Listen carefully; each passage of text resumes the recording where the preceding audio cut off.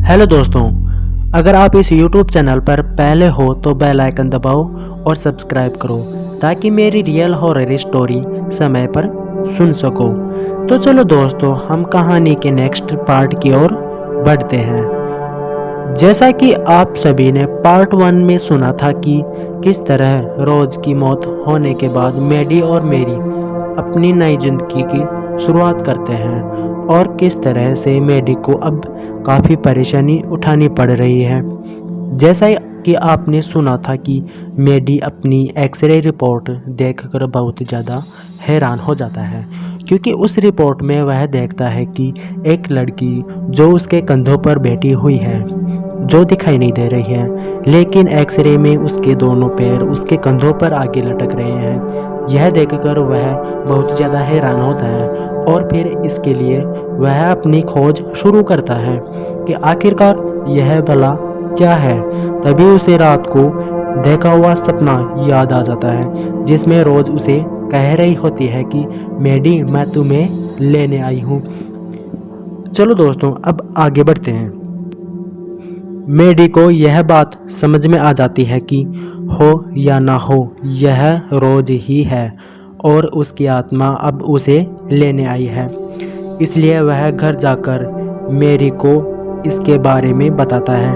यह जानकर मैरी भी दंग रह जाती है और अब वह इस परेशानी से बचने का कोई रास्ता निकालने की बात करती है, पर मैडी के अब समझ में नहीं आ रहा होता है कि वह क्या करे। इसलिए वह मैडी से कहती है कि ऐसा करते हैं, कुछ दिनों के लिए यह शहर छोड़ देते हैं या यह देश ही छोड़ देते हैं, शायद इस परेशानी से पीछा छूटे। इसलिए मैरी और मैडी दिन में ही वहाँ से निकलने का प्लान बनाते हैं।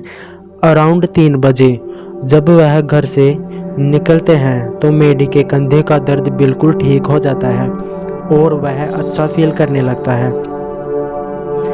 उसके समझ में नहीं आता है कि ऐसा कैसे हो गया, पर फिर भी वह इस जगह को छोड़कर जाने की तैयारी में लग जाते हैं और 4 बजे वहां चल देते हैं। पर जैसे ही वह घर से निकलते हैं, मैडी को मैरी के व्यवहार में परिवर्तन नजर आता है, जैसे मानो वह मैरी ना होकर रोज हो। उसके समझ में नहीं आता है कि ऐसा क्या हो गया है कि एकदम से उसका दर्द ठीक हो गया है, लेकिन अब मैरी के व्यवहार में थोड़ा परिवर्तन आ गया था, लेकिन फिर भी उसे निकलना था। इसलिए अब आगे बढ़ते हैं। जब वह अपनी गाड़ी के पास जाता है तो मैरी कहती है कि आज मैं ड्राइव मैं करूँगी, इसलिए तुम साइड वाली सीट पर बैठ जाओ और चाबी मुझे दे दो। मैडी मना करता है, लेकिन मैरी नहीं मानती है। अब मैरी ड्राइविंग शुरू करती है और ड्राइव करते करते वह एक पहाड़ी इलाके से गुजरते हैं। वह पहाड़ी इलाका होने के साथ साथ जंगलों से भी घिरा होता है। अब क्योंकि शाम हो चुकी है, इसलिए थोड़ा अंधेरा भी हो रहा है।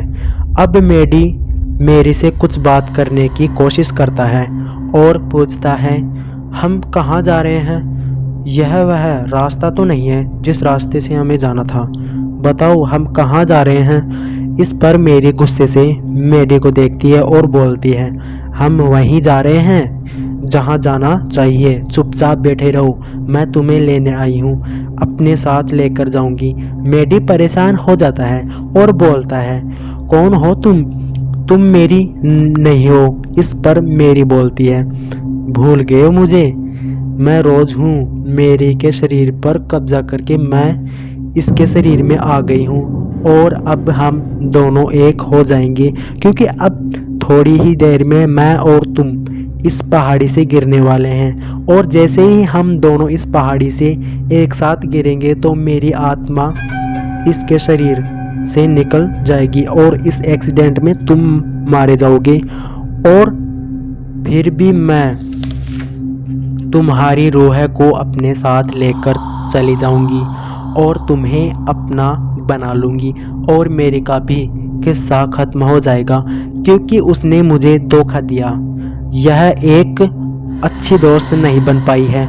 यह बात सुनकर मेडी बहुत डर जाता है और रोज को बोलता है कि तुम्हें क्या मिलेगा ऐसा करके, मेरे को क्यों बीच में ला रही हो?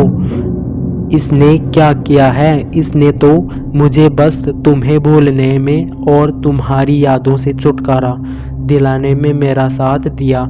प्लीज छोड़ दो, मैं तुम्हारे साथ चलने के लिए तैयार हूँ।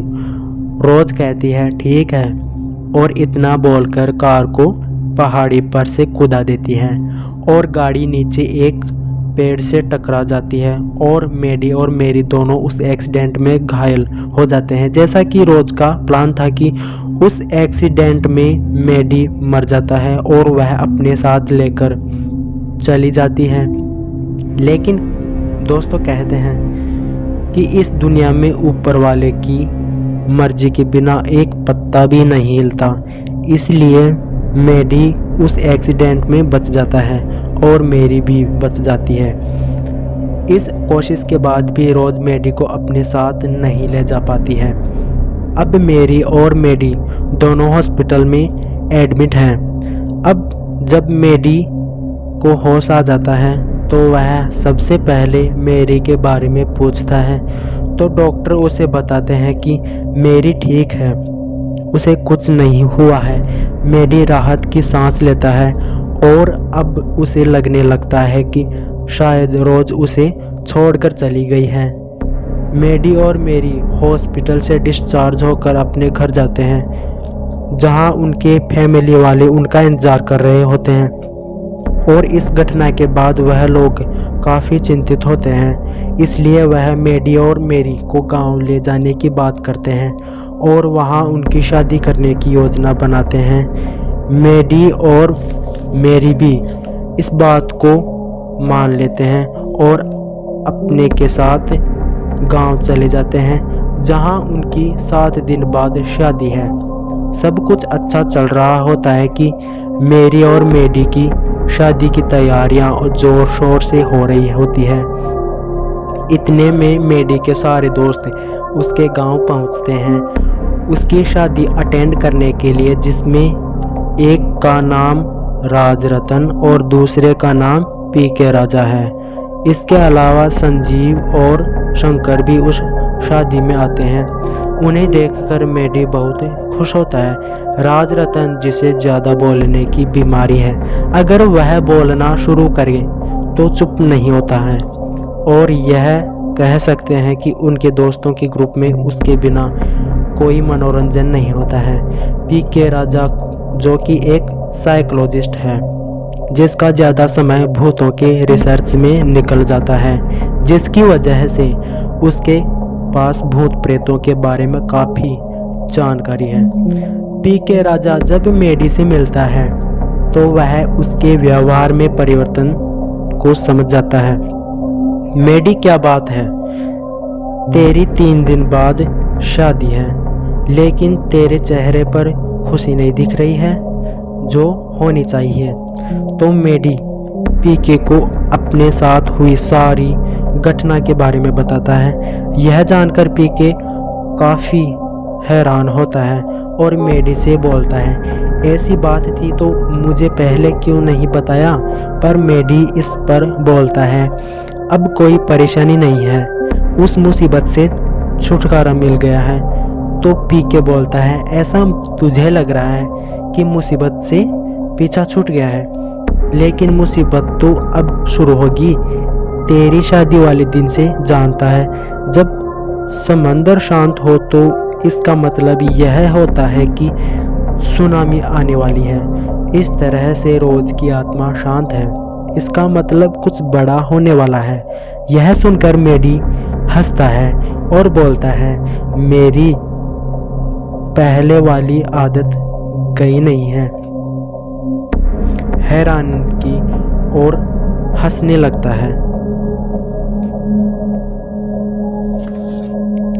यह बात जब राजरतन, शंकर और संजीव को पता चलती है तो वह भी हंसते हैं और बातों को हंसी में उड़ा देते हैं। आज मेडी की एंगेजमेंट है, सब लोग काफ़ी खुश हैं। सिर्फ पीके को छोड़कर, शायद इसलिए कि वह आने वाले खतरे को महसूस कर चुका है और अब मेरी को रिंग पहनाने की रस्म पूरी करने जा रहा है और मेरी का हाथ अपने हाथों में लेकर रिंग पहनाने ही वाला है कि पीके चिल्लाता है, हट जाओ यहाँ से, झालर गिरने वाला है। पर उस शोर शराबे में उसकी आवाज़ मेरी तक नहीं पहुँच पाती है और झालर मेडी और मेरी के ऊपर जा गिरता है। इससे पहले पीके कुछ करता या उसके दोस्त कुछ कर पाते, मेडी और मेरी दोनों घायल हो जाते हैं, जिसकी वजह से फंक्शन को वहीं रोकना पड़ता है। और अब शायद मेरी को महसूस होता है कि शायद पीके ठीक कह रहा है, पर अब आगे क्या होगा उसके कुछ समझ में नहीं आ रहा है।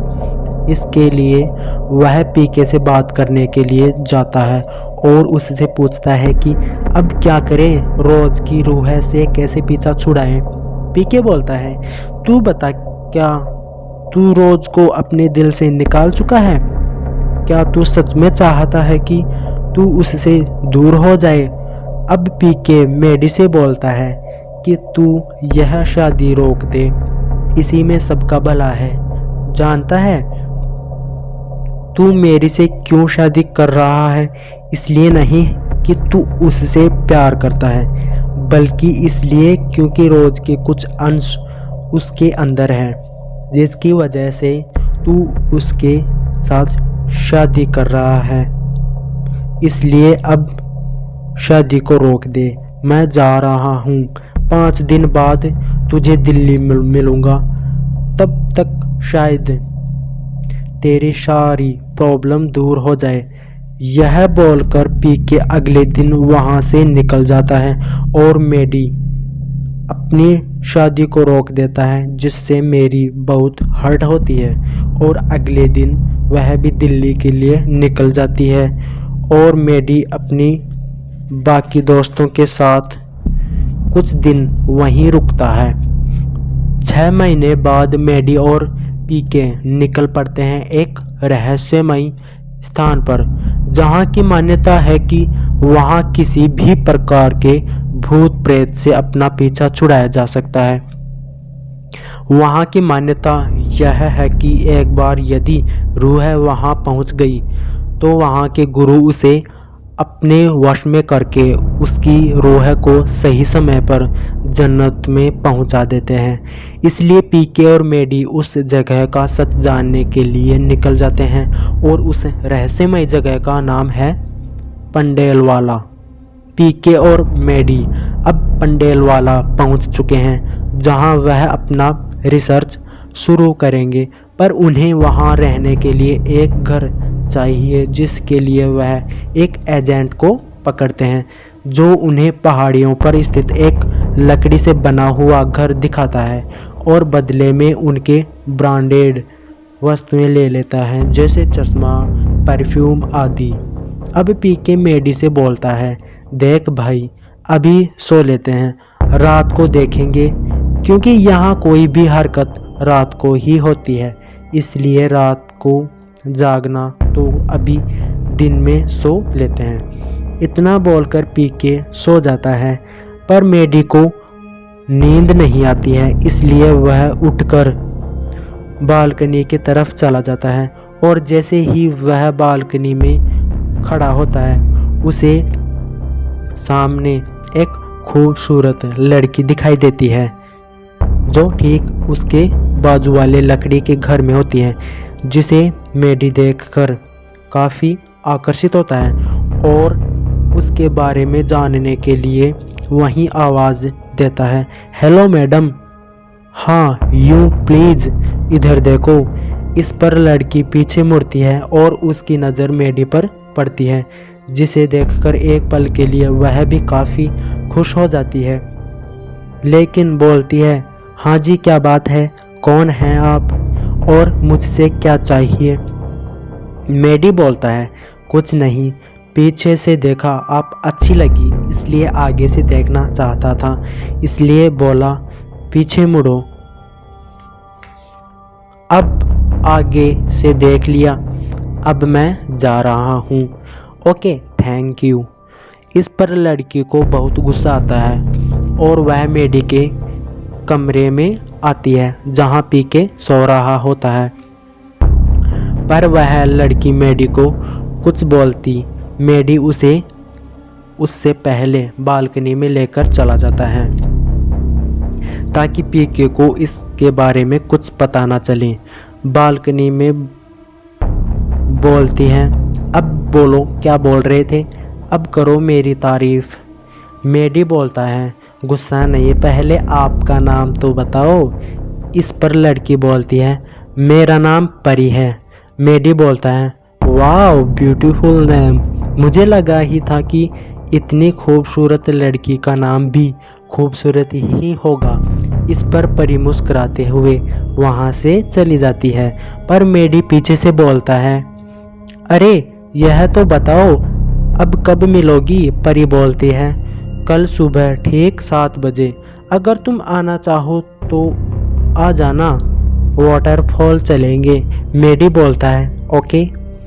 इसके बाद मेडी के अंदर एक अजीब सी खुशी महसूस होती है, जैसा उसे रोज के साथ होने पर महसूस हुआ करती थी। पर जो भी हो, वह काफ़ी टाइम के बाद अब खुश नज़र आ रहा था। इसलिए पीके ने उससे पूछा, क्या बात है, इतनी खुशी कोई मिल गया क्या। पर मेडी बोलता है, नहीं यार, ऐसा कुछ नहीं है, बस यहाँ का माहौल अच्छा है इसलिए। और हाँ यार, बात को तो होती रहेंगी, पर रात को जो जाने का प्रोग्राम हमने बनाया था, जो भूतों को कैसे पकड़ते हैं देखने के लिए, मैं नहीं पाऊँगा। तू चला जाइयो क्योंकि मुझे सुबह कहीं जाना है। ठीक है। इस पर पीके बोलता है, ओके कोई बात नहीं, मैं चला जाऊंगा, तू आराम कर। मुझे पता है तू दिन में सोया नहीं है, इसलिए रात को पीके अकेले ही उन रहस्यमय गुफाओं में जाता है जहां वह वहां के कुछ वरिष्ठ गुरुओं से मिलता है जिन्होंने भूत प्रेतों को अपने वश में करने के लिए रिद्धि सिद्धि हासिल कर रखी हुई होती है। और उनसे मिलने के बाद उसे यह भी पता चलती है कि आज रात को एक लड़की का इलाज कर रहे हैं जिसमें वह उसके शरीर में घुसी हुई होती है।